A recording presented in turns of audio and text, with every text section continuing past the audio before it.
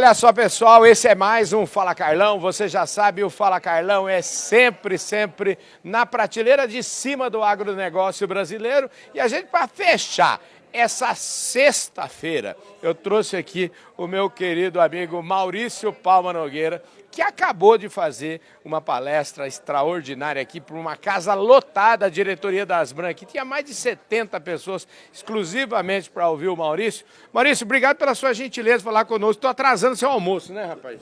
Como sempre, né, Carlão? Sempre você pisando no meu prato de carne, né?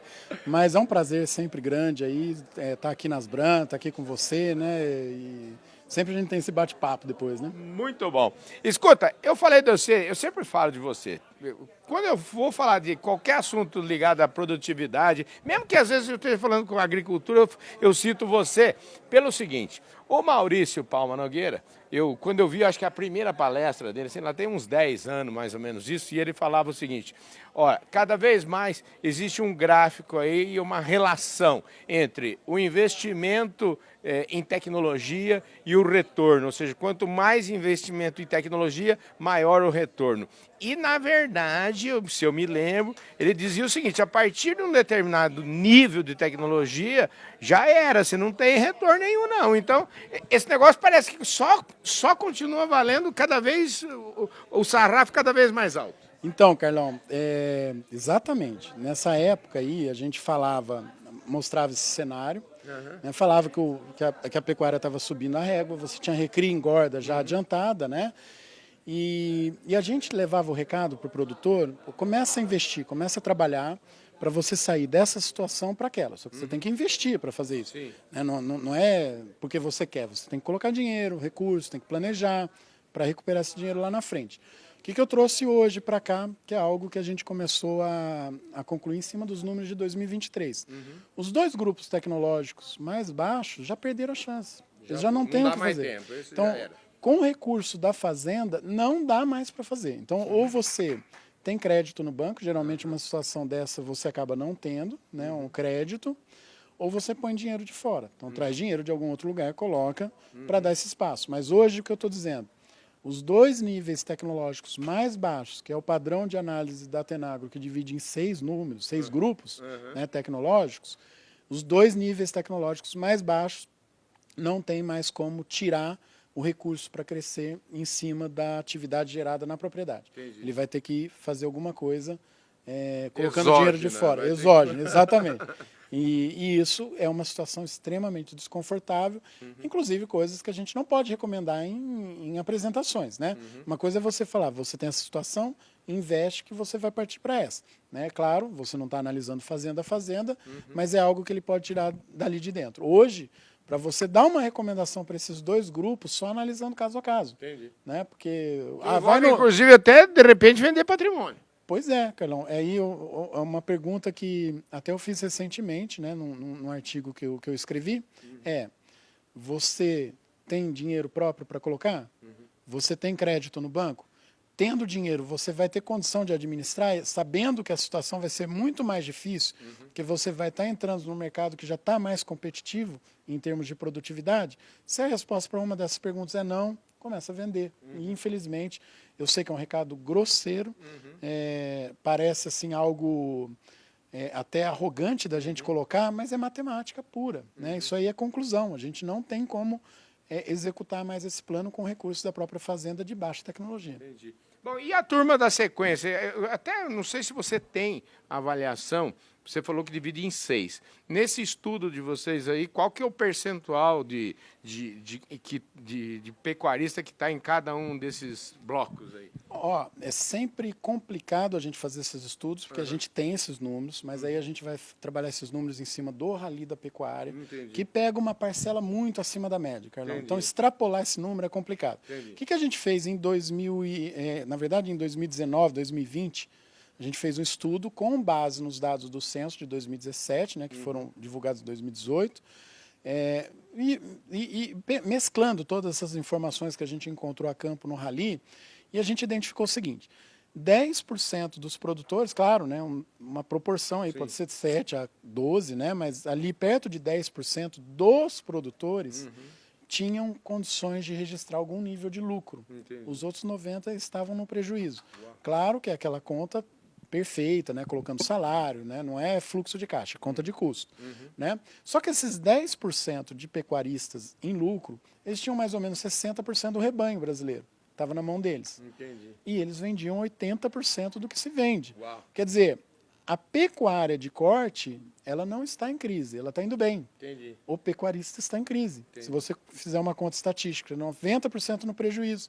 Só que esses 90% são responsáveis só por 20% do que é vendido de carne. Os outros 80% são produzidos em fazendas que estão lucrando na mão de 10% dos produtores. Eu acho que isso, inclusive, até outro dia teve aqui um querido amigo nosso aqui, o homem que escreveu o livro 50 Tons de Verde, né? Ah, e ele disse o seguinte para nós, ele falou, a pecuária, espera um pouquinho, vamos avaliar isso, porque crise, espera um pouquinho, nós estamos crescendo, a gente está aumentando a tecnologia, então não é bem assim, né? A crise precisa ser avaliada, você falou um negócio que corrobora com isso, né? Concordo plenamente, né, com a fala aí do Evaristo, é isso mesmo, nós estamos crescendo, né?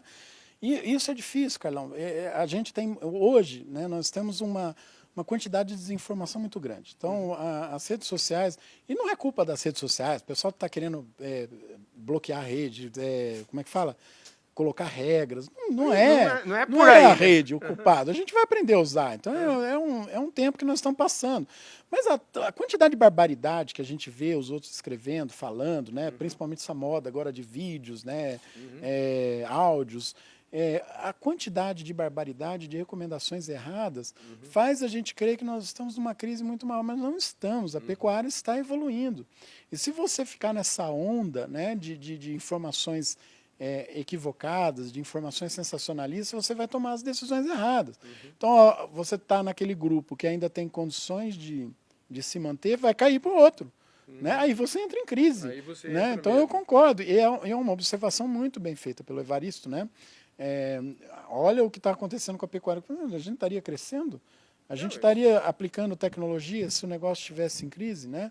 Então, é claro, as margens são piores do que anos anteriores, mas essa é a realidade de toda commodity, isso aconteceu para tudo.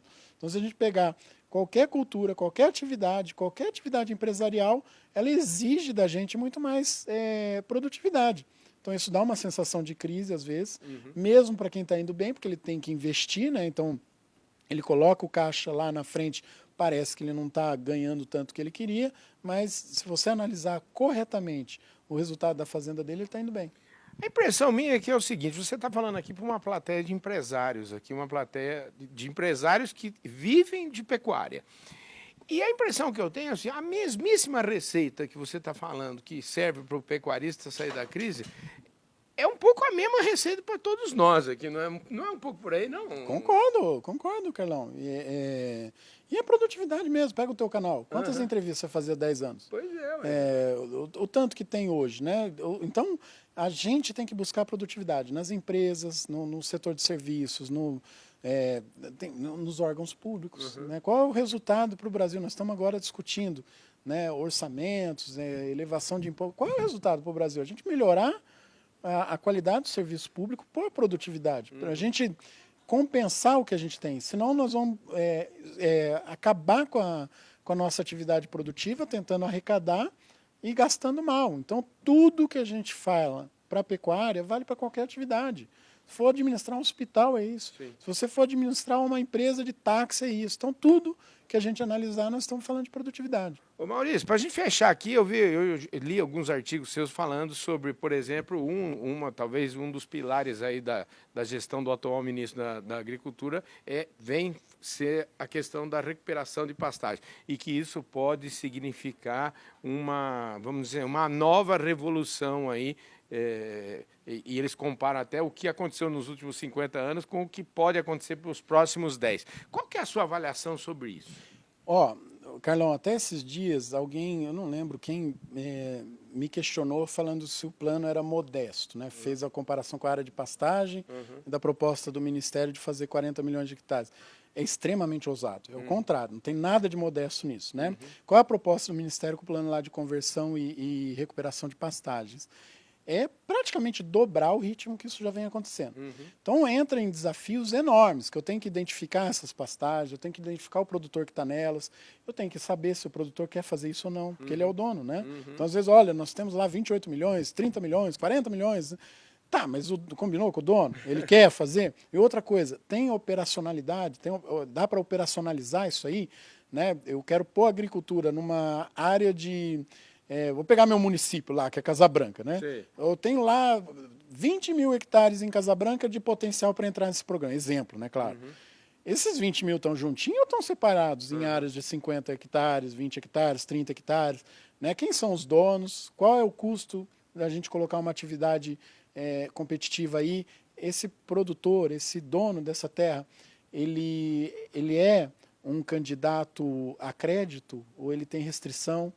Nós temos documentação disso. E olha que interessante, Carlão, hoje em dia as discussões estão muito polarizadas. Nós passamos os últimos anos do último governo com muita gente falando que regularização fundiária era papo de ruralista, que isso não era importante. Agora que essa turma está lá, não é no Ministério da Agricultura, não é no Meio Ambiente, aí estão vendo qual é o problema de não ter regularização fundiária. Né? Então, nós temos desafios enormes para executar esse plano. Agora, minha opinião, é um plano embasado, né? Pelo menos está sendo formado assim, com muita equipe técnica conversando, com abertura para a sociedade opinar, para empresas do setor privado.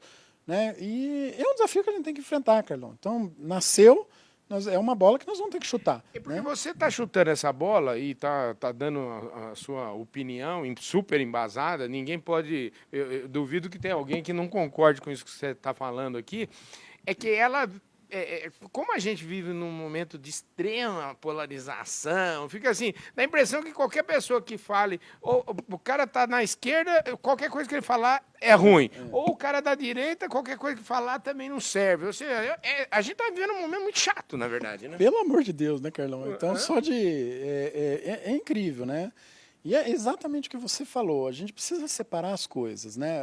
Outro dia eu falei do encontrar um meio e falar, você é de centro? Não, eu sou extremamente capitalista, tenho uma mentalidade liberal, a minha posição é muito clara, né? Agora, pô, você vai transformar tudo num conflito com gente que discorda com... Aliás, esse é o princípio anticapitalista, antiliberal, né? O liberal respeita. E a coisa tá tão chata, né, que... você vê gente se dizendo de liberal, torcendo para que empresas tenham prejuízo porque o dono não concorda com ele. Quer dizer, isso não é cabeça de liberal, né? Então, eu acho, Carlão, realmente isso não é uma particularidade do Brasil, está no mundo inteiro, né? Essa polarização chata mesmo, tudo que você fala tem que ter cuidado, você pode ser cancelado, você pode ser massacrado, em alguns casos, dependendo do lado do espectro que está, você está sendo perseguido pela lei, né? Claro, você é a favor dos baderneiros? Não sou a favor de baderneiro nenhum, acho que tudo tem que ir preso, que foi lá e fez baderna, mas processo correto, né? A causa correta, enfim, nós estamos num mundo extremamente punitivo para quem tem coragem de opinar. Né? Qualquer coisa que você fala, você cai em alguma armadilha. Aí. Pois é. Agora, voltando aqui à questão desse plano de recuperação de pastagens, quer dizer, no fundo, nós estamos falando realmente de um negócio que tem enormes desafios, mas pode ser realmente uma grande revolução, né? Sim, eu acredito que sim, Carlão. E se a gente tiver cuidado, né? Então, nesse momento que nasce o plano, ele é sempre complicado porque ele tem que estar pronto para as empresas, para o setor financeiro começar a liberar recursos. Mas na hora que a gente começar a analisar caso a caso, né, nós temos oportunidades fantásticas. Né? Aliás, eu sempre falei, né, isso era uma bandeira que eu sempre levantei nos grupos de discussão de sustentabilidade, que se a gente for rigoroso com o Código Florestal, então o Código Florestal, por exemplo, ele admite que alguma área dentro da lei possa ser aberta, né, desde que você faça isso dentro da lei. Eu acho que tem que ser facilitado, né, que o cara use. Essas áreas que vão entrar em sistemas produtivos, elas podem substituir uma área até maior que não deveria ter sido aberta há 40, 50 anos atrás, que a gente poderia fechar. Que, inclusive, nós temos produtores inviáveis nessas áreas, não porque eles são tecnicamente ruins, mas porque a área ficou pequena e não tem o que fazer.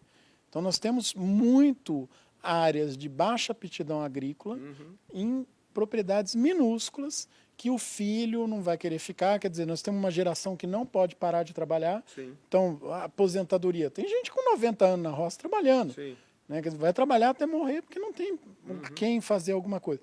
Então, se a gente fizer um plano, assim, executar esse plano de uma forma coerente, técnica, eu acho que a revolução é pouco, né? O que a gente pode fazer é muito mais do que já foi pensado no mundo todo. Mas a gente tem que ser pragmático, tem que ter análise técnica, embasada e parar com essas ideologias, né? Maravilha. Querido, ó, top de linha. Vamos almoçar, né? Vamos. Isso aí. Vamos embora. Obrigado. Falei aqui com o Maurício Palma Nogueira durante a reunião de diretoria, durante a reunião com os associados da Asbram, que é a nossa Associação Brasileira das Indústrias de Suplementos Minerais. Gente do céu, mais prateleira de cima para a gente fechar essa nossa sexta-feira, simplesmente impossível. Um forte abraço a todos vocês, ótimo final de semana. A gente se vê com certeza na segunda-feira. E semana que vem, gente do céu, o Fala Carlão tá simplesmente imperdível. Aguenta as pontas aí.